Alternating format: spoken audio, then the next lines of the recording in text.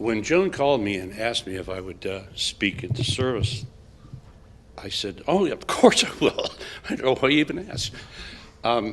Four images came to me, and I know, David, that standard homily should only have 3 major points.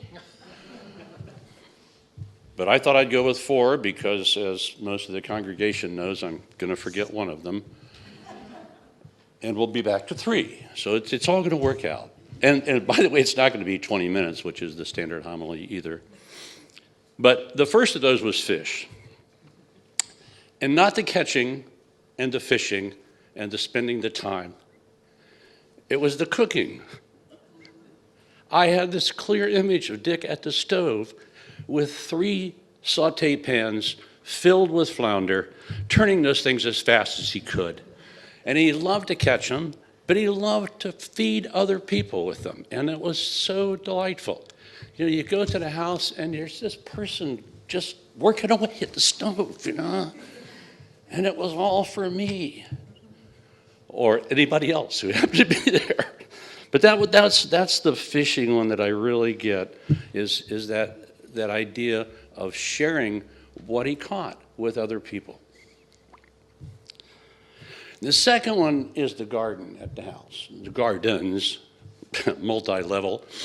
And I was sitting there, and there's all these beautiful plants and vegetables and tomatoes and eggplants, which, by the way, we took home. But it wasn't the garden itself that struck me. It was this intricate system to water all these plants. Now, my system of watering plants is to grab a hose and spray everything in sight. And it works out. Yeah, my wife is nodding her head.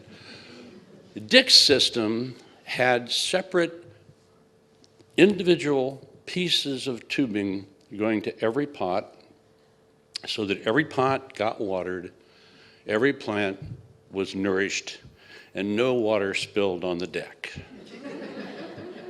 And I looked at this and I said, now this is the product of an ordered mind. This person takes things and does them meticulously and makes it work. And I can't say that I actually learned that lesson and took it home with me, but I do think about it. So that's good. Not only did he share the fish, but he also shared the produce. As I said, we took tomatoes and eggplants and anything else that happened to fall off their home. And oh, by the way, am I in the curmudgeon section? No, yeah, thank you, curmudgeonly. No, I wondered about that when Reverend David mentioned there's 2 sets of people, and I'm not sure I wanted to be in the curmudgeon one, but it's okay. It's okay. Dick and I were part of the search committee that brought Reverend David to the congregation. And we were also on the Buildings and Grounds Committee, as he's mentioned. And I have to say, Dick was so devoted to that he got on that mower and rode around these grounds long past the time when he should have, physically. It was just, and I respect that devotion. It worried me, but I respected it. The other thing, though, was during the search committee, in that process, right in the middle of that process, I had to have heart surgery, got a new valve and a couple bypasses, and I was down for the count for a while. And I had some things that had to be done in the search process. And I called Dick, and I said, Dick, I don't think I can do this. And he said, no problem. And I knew it wouldn't be. I knew that if he said he would do it, it would be done right, and it would be done on time. I trusted that. And, that was simply true. That's who he was. And I didn't forget the 4th one. Here we go. The 4th one was hearing. No, Not some of you older people who thought we were going to go back to fish. That's not herring. It's hearing. Hearing. I know you thought we were going to go back to fishing, but no. People who are losing their hearing, as Dick did and was, generally, I think, have two reactions. One, people retreat into this. And you think they're listening and hearing, and they're not. And Dick was more proactive than that. What? No, he would ask questions. If he didn't get it, he would ask a question that you could respond to. And so he stayed involved in interactions with people all through that, which was remarkable, and I think is a wonderful thing to hold and remember that happened. But the image that I want to leave, and I want to thank Dick, by the way, for all these things. I mean, those were all gifts to me. But the image that popped in my head when Joe called, I dare say, was of three older men walking on the beach here in Kitty Hawk, and one says, "Boy, is it windy." The other one says, "No, man, it's Thursday." And the third one says, "Yeah, so am I. Let's go have a beer." Thank you, Dick.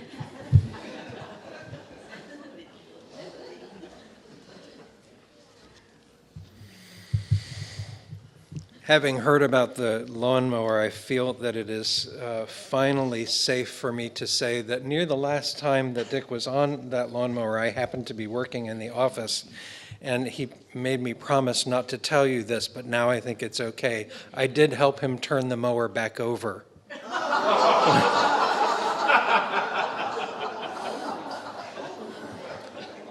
It was heavy.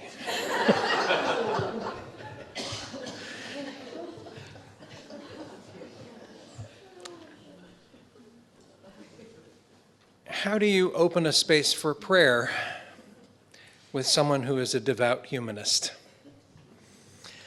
I will invite you to join in what is that kind of prayer that allows space for whatever it is that is holy to you. This is a hymn. It's called Spirit of Life. You'll find it, if you need it, at 123 in the hymnal. It only has one verse, and its composer wrote it as a prayer. And Nancy will play it through for us once for those of us who are not familiar, and then I invite you to sing along in the hymn that is a prayer, Spirit of Life. We can remain seated.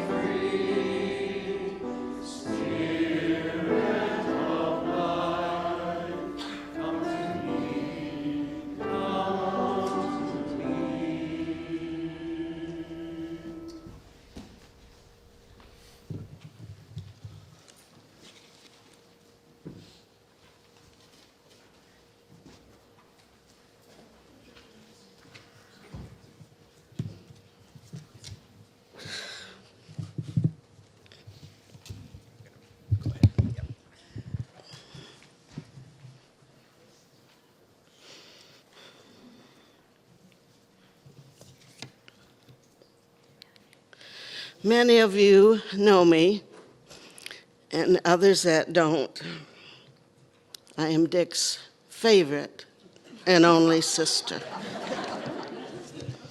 And this is my daughter, Johnny, Dick's niece, and she's here for moral support and backup if I need it. We both feel so happy and blessed to be here to share with family and friends the celebration life of Dick. When Tanya asked if I would like to speak, I knew it would be difficult, but it's also an honor. Everyone who has spoken before me has definitely portrayed the Dick that we all knew and loved. He was a wonderful guy who loved family, friends, and life to the fullest.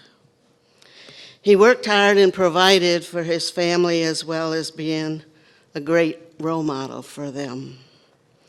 Not much more can be said as to the kind of person Dick was. Therefore, I will tell you what a great and loving brother he was to me. We were 4 years apart, but still had a close and great brother-sister relationship.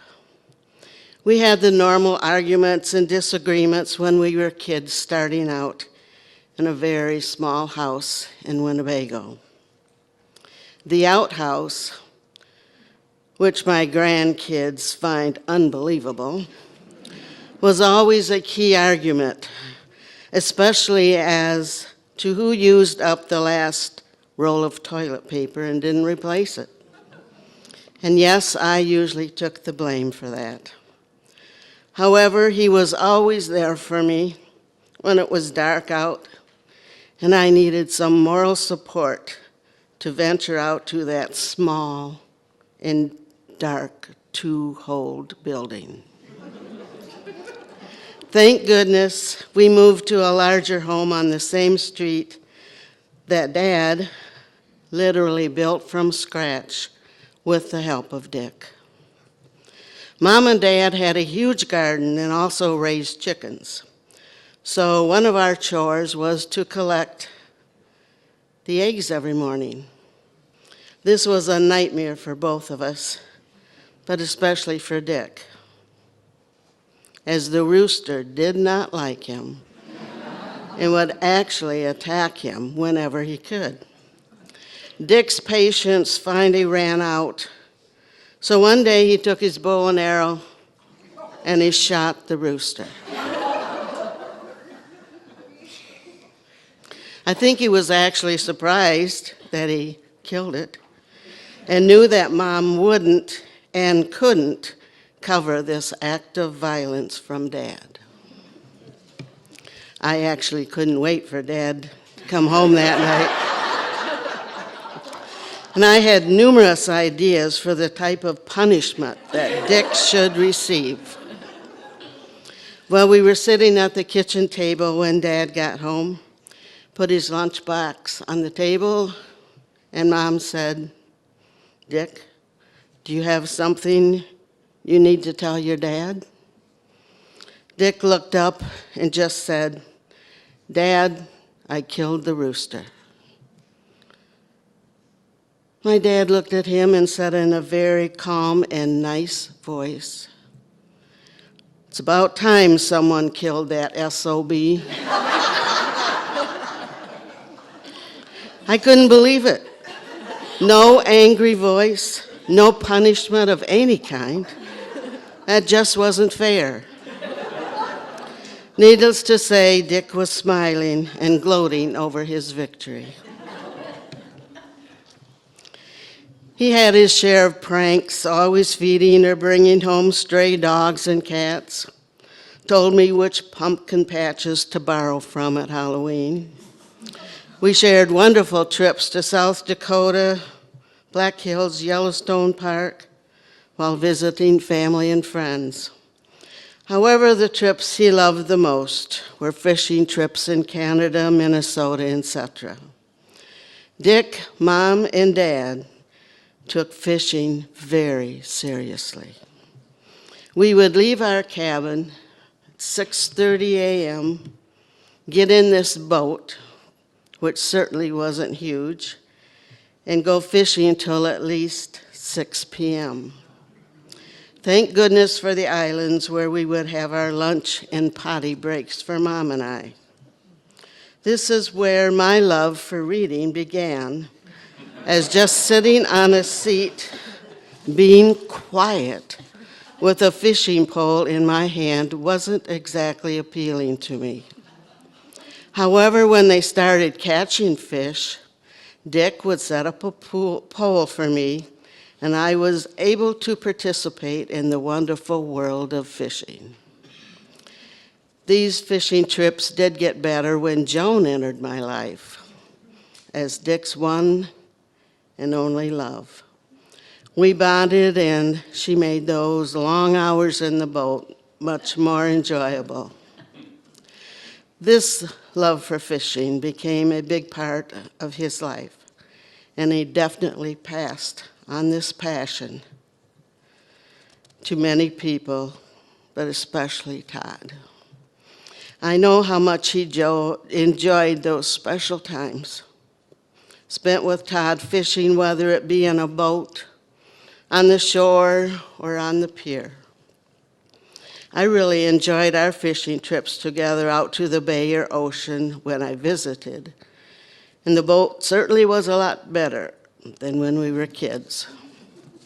When Dick started high school, things did change, some due to friends, sports, etc., becoming his focus. He was a pro on the trampoline, which gave Mom a few gray hairs. We never missed a high school game where Dick, not being the tallest kid, but was a firecracker on that basketball court.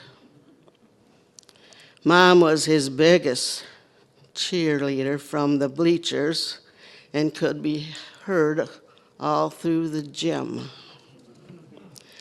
And Joan, of course, was cheering as a cheerleader for the team. Joan being a part of our family by then was definitely a plus for me. It was obvious that they were meant for each other, and it's no surprise to me that they had 61 wonderful years together. Dick and Joan were also a blessing at the University of Illinois. Being a new mother, I needed all the help I could get. I vividly remember Joan and I giving Mark his first bath with the instructions from the hospital right beside us. Dick brought his camera every time they visited, and I think Mark still holds the record as to the most baby pictures taken by his Uncle Dick. Numerous. After graduating from college, he and Joan headed for the East Coast. Now distance became a factor in our lives, but we did spend many special times together in Illinois, Virginia, and the Outer Banks as our families grew bigger and bigger. Phone calls became very important, and times actually together were more treasured each time. Dick always made our vacations, especially to the Outer Banks, so enjoyable and fun. He was a great son, and Mom and Dad were so proud of all of his accomplishments and the life he made for Joan and family. We were there for each other during the loss of our mom and dad and loss of my husband. We had the best kind of love for one another, which is unconditional love. Dick was always there for me, no matter what the circumstances were, and for that, I will be forever grateful. Joan texted me last Sunday saying she was having popcorn in honor of Sunday night with Dick. That really brought such a great memory back to me. Yes, popcorn was our Sunday night dinner. However, the Liston popcorn for dinner was quite different. We would get a small glass of milk, add a little salt, and then add the buttered popcorn. Yes, it gets soggy, but it was great when we were kids, and so, so good. I don't know if Dick still did the Liston popcorn, but in honor of him and Mom and Dad, I did so last Monday night, and it is still so, so good. Unfortunately, COVID caused an end to my yearly visits to see Dick and Joan. However, in July of 21, they came to Illinois for Courtney's wedding. They stayed with me, and after the wedding, Dick and I sat outside for 2.5 hours talking. I knew he was having memory issues, but our conversation didn't reflect that at all. He was my brother Dick, who was so much fun to talk to, so knowledgeable about many subjects, especially computers, very humorous, and so interested in my life and family, and so proud of his wonderful family, etc. I feel very blessed to have had those 2.5 hours with him as brother and sister, and that will be treasured forever, and how I remember my dear brother, Dick. So in closing, I just want to say, Dick, you will be missed so much, but you will always remain in my heart, and you will never be forgotten. I love you so much. Your loving sister, Karen.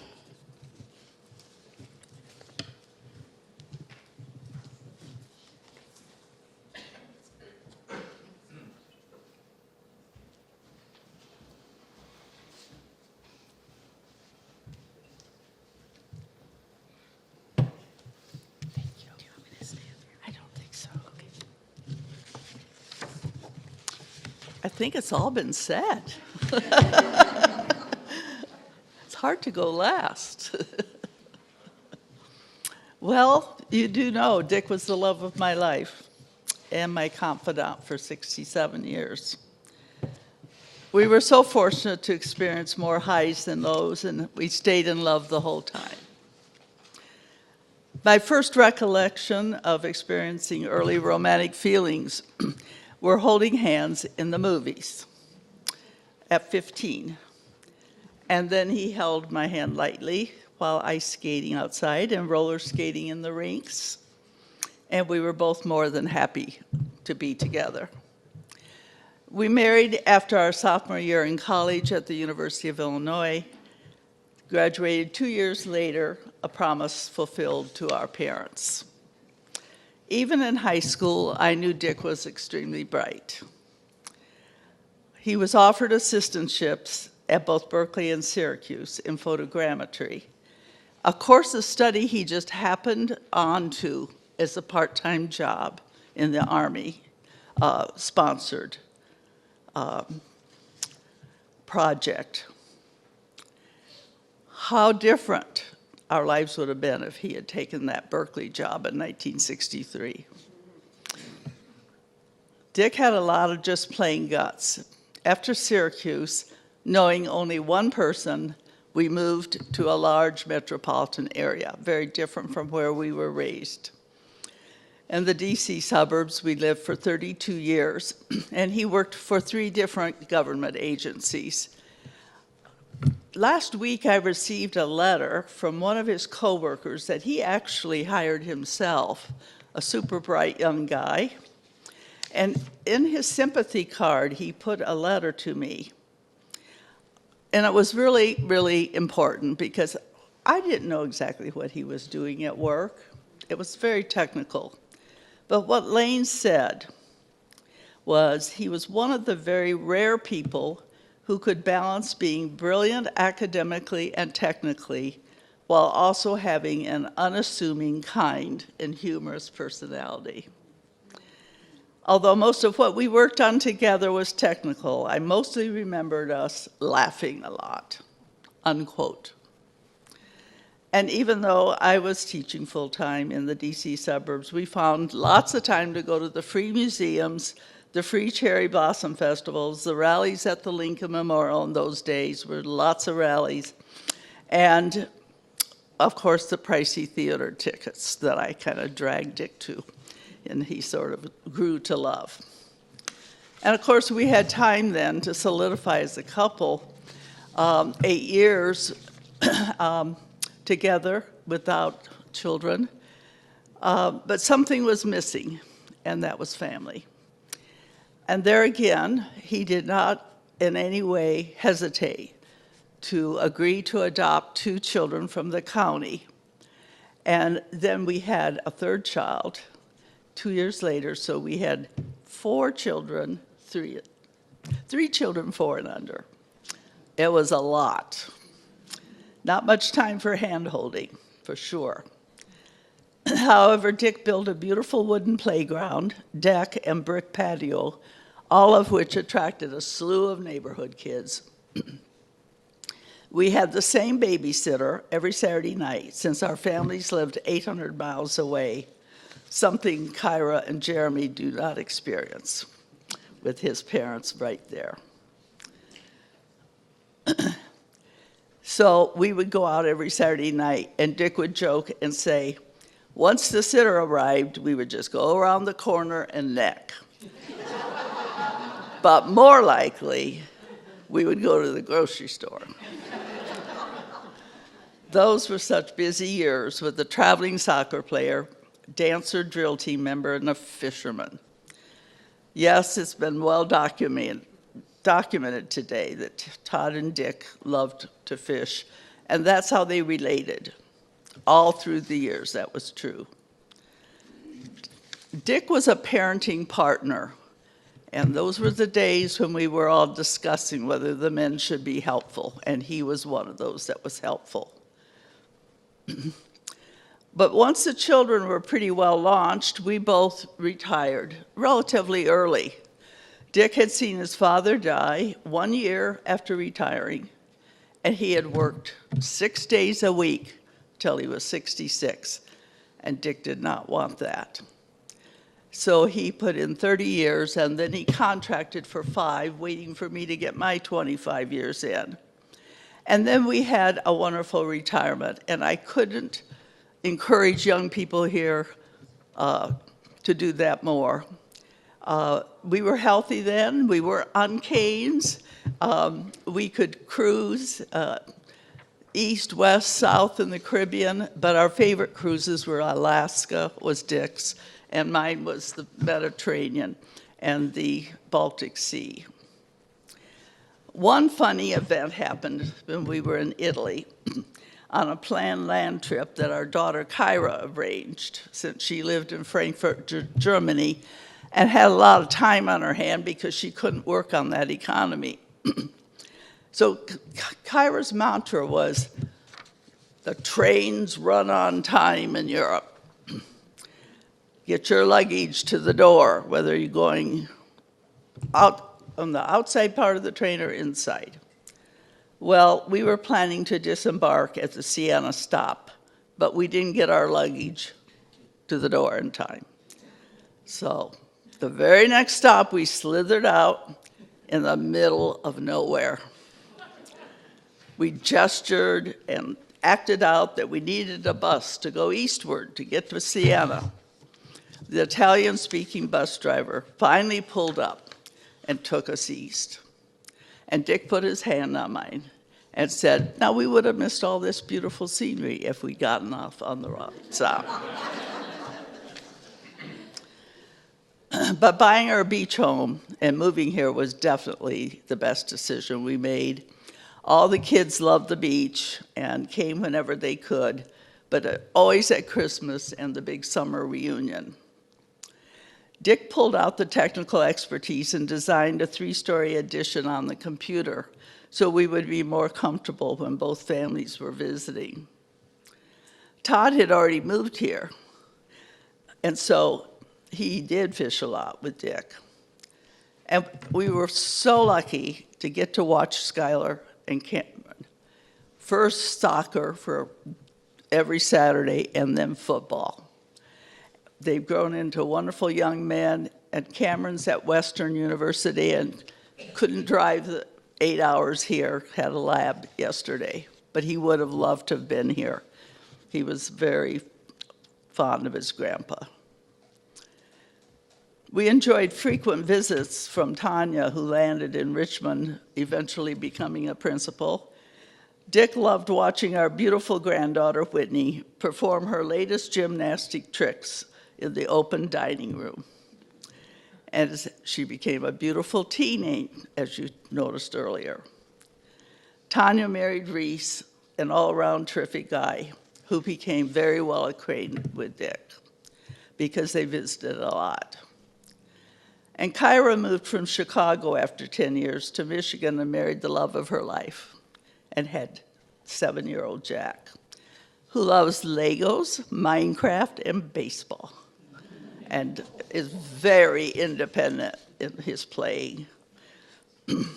When these 2 younger grandkids arrived, we were of the age to have great-grandkids. However, Dick used to comment on the joy they brought to us. They definitely kept us young, or younger. Dick could never get enough of family, as they've said, toasting at holidays or weddings, and he usually had a tear in his eye when he would thank everybody for coming. It's a lot to get plane tickets and drive and make plans to come and visit, and they could have gone somewhere else. As his co-worker stated in the note, despite Dick's workplace demands, Dick put family first. When Dick started to fail and become forgetful and anxious, we were concerned. Finally, he had a medium stroke and a blood infection, eventually being diagnosed with Lewy body syndrome. He had to spend 6 weeks at Albemarle Hospital in Elizabeth City. And during that long, difficult time, Tanya kept us organized. And we all did the best we could to be there.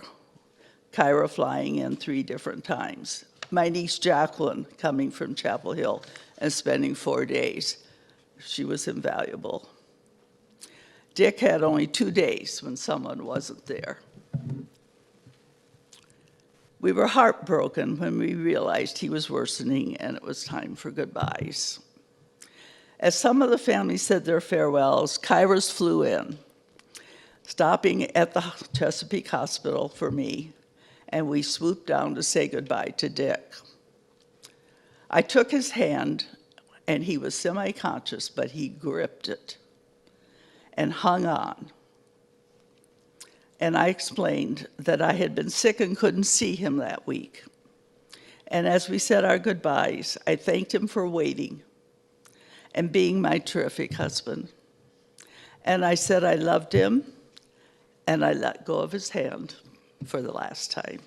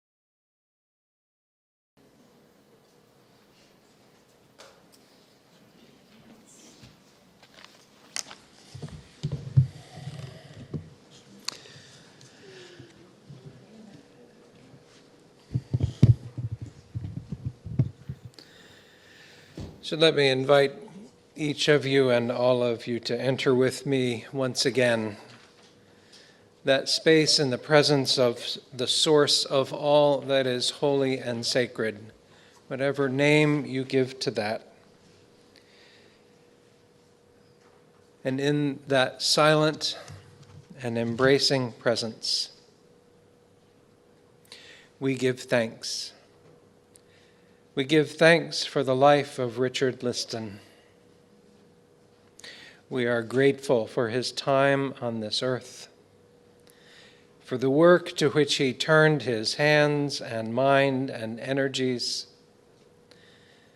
for the love which he shared so generously, for the memories of his family, his friends, and loved ones, which they will carry forward.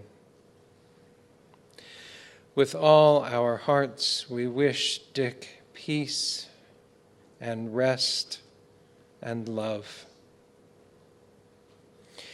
May he rest in the wholeness of the earth, and may his spirit go on in the embrace of that great love in which we all live and move and have our being, the love of which our own loves are just a part.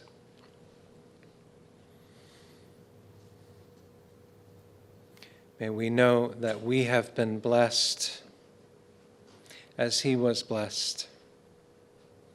He was a blessing to us and will be. Amen. The words that I am about to share are familiar to many people and probably to many of you. Historically, they have been attributed to no less than two literary giants, Ralph Waldo Emerson and Robert Louis Stevenson. Neither one of them wrote these words. In reality, they were written for a contest in an American women's magazine, inviting the readers to submit a little poem or essay on the subject of success. They were written by someone who was not, someone said earlier, great and famous, but good, an otherwise little-known woman named Bessie Stanley.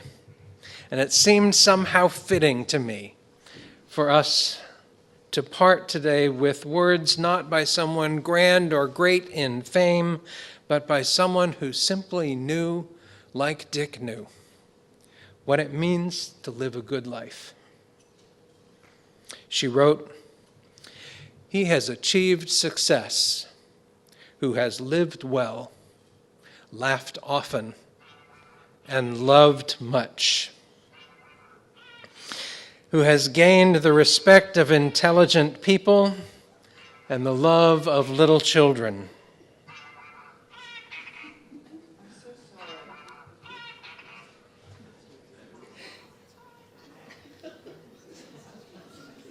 who has laughed often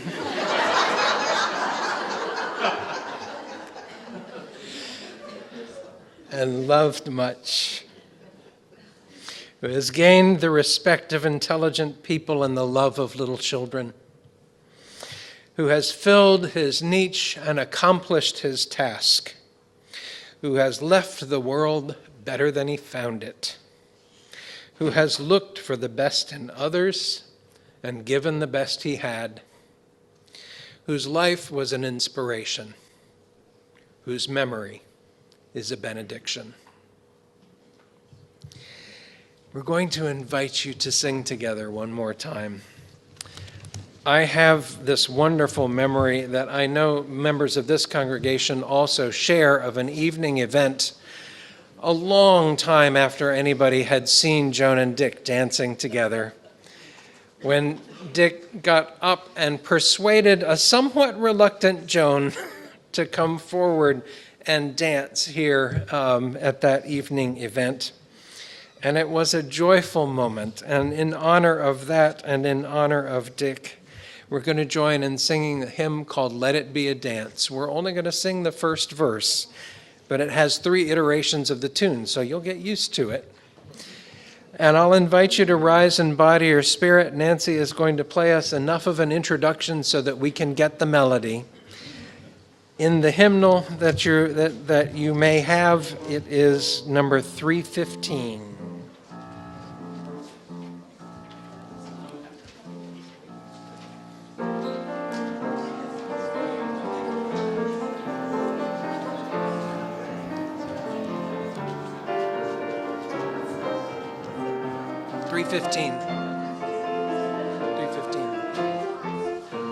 Oh, sorry.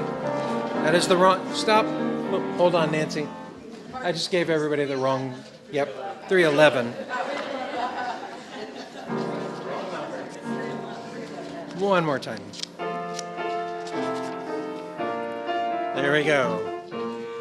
Let it be a dance we do. May I have this dance with you through the good times and the bad times too. Let it be a dance. Let a dancing song be heard. Play the music, say the words, and fill the sky with sailing birds. Let it be a dance. Let it be a dance. Let it be a dance. Learn to follow, learn to lead. Feel the rhythm, feel the need. To reap the harvest, plant the seed. Let it be a dance.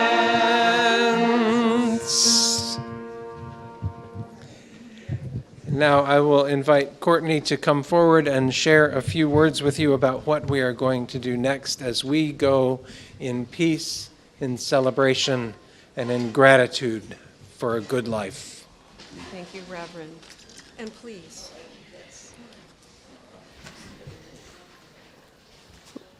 I have a request, please. Joan, wait for me, honey, wait for me. Yes, yes. Quick request. And I'm making this request because of 3 reasons. 1, Dick would have loved order and process. That's the first reason. 2, there is a retired school principal in the family. And 3, I don't want to end up like that rooster. So we're going to ask you all to take a few seconds and identify yourselves as one of 3 things. You're either going to be someone staying for lunch, which means you're a waiver. The waivers are going to wave by Joan and the family and go down to the lawn. Anyone with special mobility needs is a sitter. You're going to exit the doors, go left, and wait at the seating on the deck. And 3, if you cannot remain for lunch, you're going to be a hugger. You will get a chance to hug Joan as you leave to the parking lot. The reason we're doing this is because I have to clear this room so that the hospitality ministry can set up food, and we'll bring you back in to reassemble in about 10 minutes. Thank you so much. Will the family please rise and be escorted?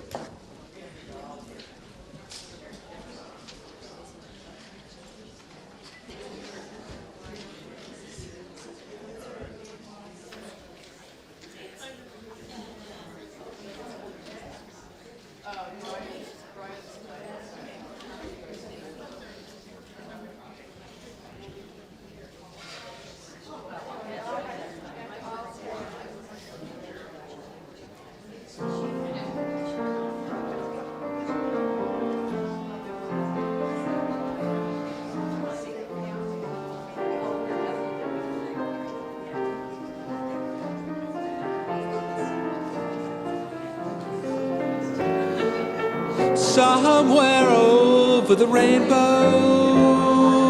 skies are blue. Some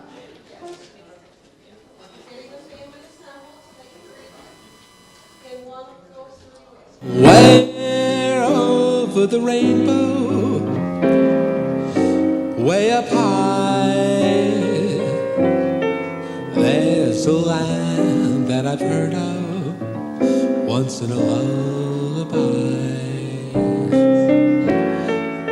Somewhere over the rainbow, the skies are blue, and the dreams that you dare to dream really do come true. Someday I'll wish upon a star and wake up where the clouds are far behind me, where troubles melt like lemon drops away above the chimney tops. That's where you'll find me, somewhere over the rainbow. Bluebirds fly, birds fly over the rainbow. Why, oh, why can't I?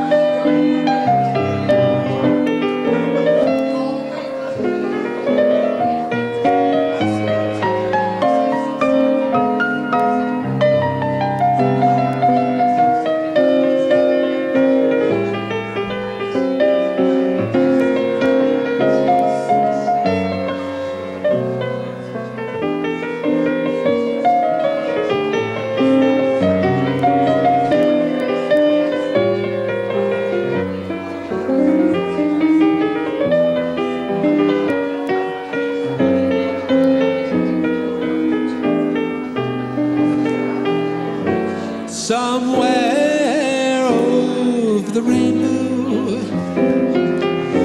way up high, there's a land that I've heard of once in a lullaby. Somewhere over the rainbow, skies are blue, dreams that you dare to dream really do come true. Someday I'll wish upon a star and wake up where the clouds are far behind me,